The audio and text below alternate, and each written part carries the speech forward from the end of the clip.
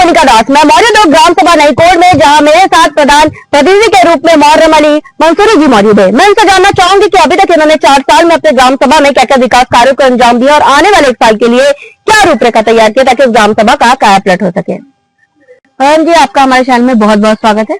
धन्यवाद madam. Thank you so much. आपने अभी तक 4 साल में अपने ग्राम सभा में क्या क्या विकास कार्य करवाया है? पहले तो हम जो है आप सबका धन्यवाद करते हैं कि आप सब अपना अमूल्य समय निकालकर ग्राम पंचायत तक पहुंचे।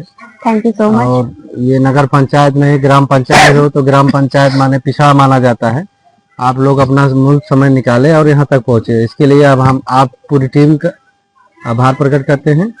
और कार्य की विषय में अगर बात करेंगे तो मैडम, जैसे होता है कि आदमी बिजली की व्यवस्था देखता है, शिक्षा की व्यवस्था देखता है, स्वास्थ्य की व्यवस्था देखता है, प्रशासन की व्यवस्था देखता है कि लोगों पर फर्जी मुकदमा ना हो पाए, भाई भाई आपस में विवाद ना हो। तो छोटे मोटे विवादों को यहीं पे समझाया जाता है।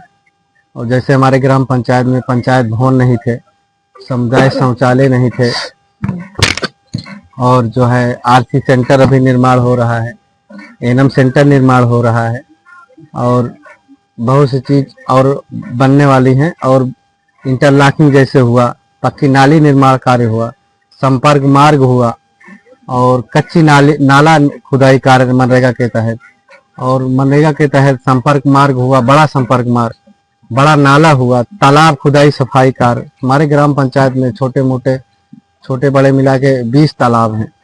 तो इस तरीके से सर हर मोहल्ले में वित्तीकरण हुआ है। आवास और शौचालय कितने आवंटित हुए हैं?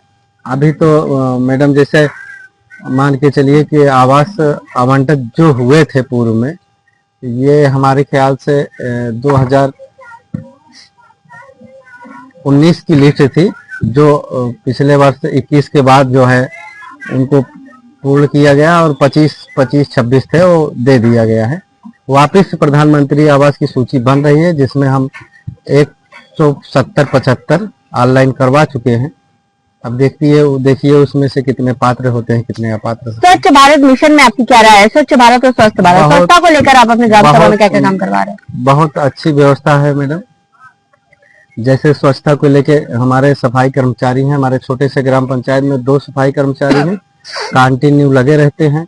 नाली का साफ सफाई काम, विद्यालय का साफ सफाई काम, सरकारी भवन जितने हैं, और जो है सामाजिक जितने स्थल है उस पे साफ सफाई काम, बाकी आप सब खुद देख ही रहे हैं। ओडीएफ में आपकी ग्राम सभा हो चुकी है, आरआर सेंटर बन चुका, कूड़ा गाड़ी आ चुकी है? जी मैडम, आ चुकी है। आपके ग्राम सभा सर्वे हुआ, बहुत जनता से मुखातिब हुए, जिनका कहना था कि आपने बहुत अच्छा काम किया, लेकिन कुछ जगह पे जैसे नाली निकासी की समस्या अभी भी है। जल निकासी न होने का नालियों में जल भरा है, जिससे मच्छरों का प्रकोप है। इसका निवारण अब कब तक करवा देंगे?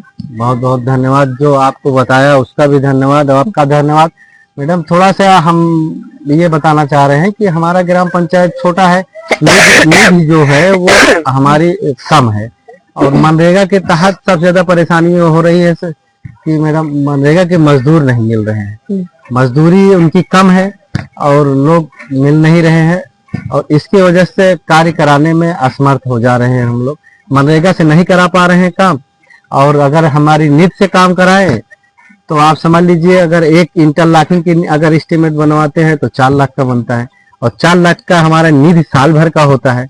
अब आप समझिए कि, और राज्य वित्त का जो निधि होता है उसमें खाली मानदेय भर का पैसा हो रहा है। स्वास्थ्य की मैं बात करूं तो हमारे उप मुख्यमंत्री ब्रिजेश पाठक जी स्वास्थ्य मंत्री हैं, स्वास्थ्य के प्रति काफी जागरूक भी है। तो आपने कोई स्वास्थ्य को बेहतर बनाने के लिए कोई पैरामीटर तैयार किया अपनी ग्राम सभा में? जी मैडम, हमारे स्वास्थ्य का पैरामीटर ये है कि जैसे हमारे यहाँ आंगनवाड़ी हैं और आशा जी हैं, कंटिन्यू लगी रहती हैं, और जो है आंगनवाड़ी हमारा बन के तैयार हो रहा है, और आशा जो है चल के सबको अपनी पूरी टीम के लेके सबको जागरूक करती रहती है। कोटेदार लेखपाल कैसे हैं आपके ग्राम सभा में? ठीक है मैडम। आप संतुष्ट हैं? जी संतुष्ट। आपका कोई सपना है जो आप अपने ग्राम सभा के लिए करना चाहते हैं, जो किसी प्रधान ने ना किया आप करना चाहते हैं? सपना तो बहुत है मैडम, लेकिन यही जो है निधि से मार खा जाते हैं, मनरेगा के मजदूर से मार खा जा रहे हैं, मजदूर नहीं मिल पा रहे हैं, बजट नहीं मिल पाता, इसी में परेशान रहते हैं। अब जैसे अब मान के चलिए कि 1 साल पहले काम कराते हैं तो पेमेंट नहीं हो पाता, एक साल रुकना पड़ता है। तो अभी मान के चलिए कि 3-4 इंटरलॉकिंग करा दिए तो मान के चलिए सर 14-15 लाख रुपया जो ठेकेदार अपना पैसा एक साल ना पाए तो परेशानी हो जाती है। अब जैसे हम कोई ठेकेदार टेंडर लेने पे तैयार नहीं है, 4 एस्टीमेट तैयार कर लिए हैं लेकिन कोई ठेकेदार टेंडर नहीं ले रहा है, ऐसे परेशानी आ जाती है।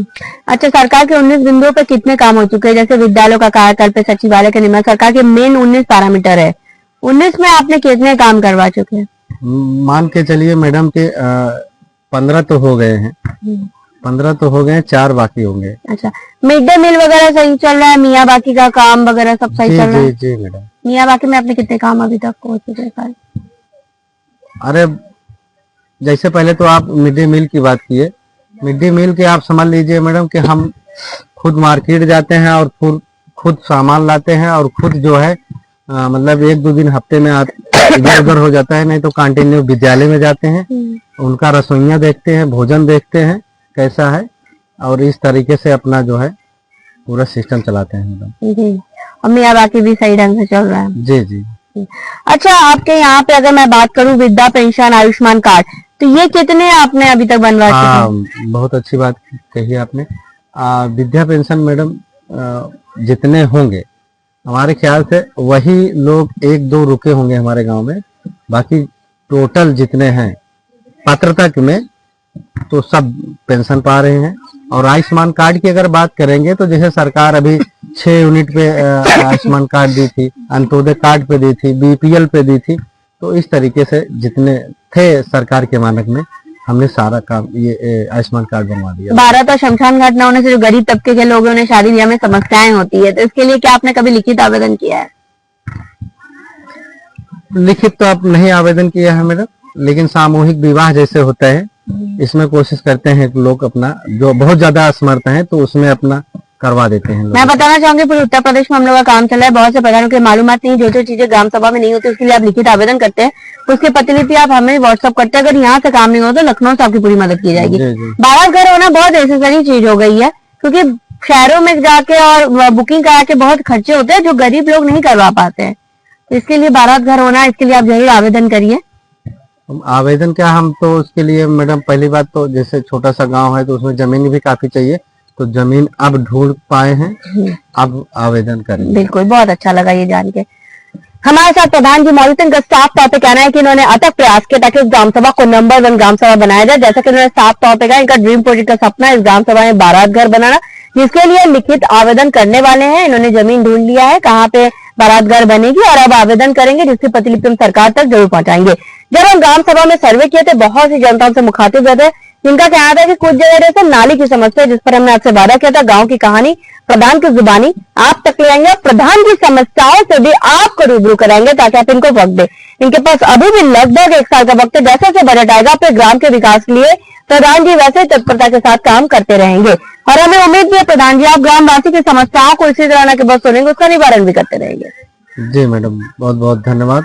जैसे आप कह रहे हैं ऐसे ही होगा।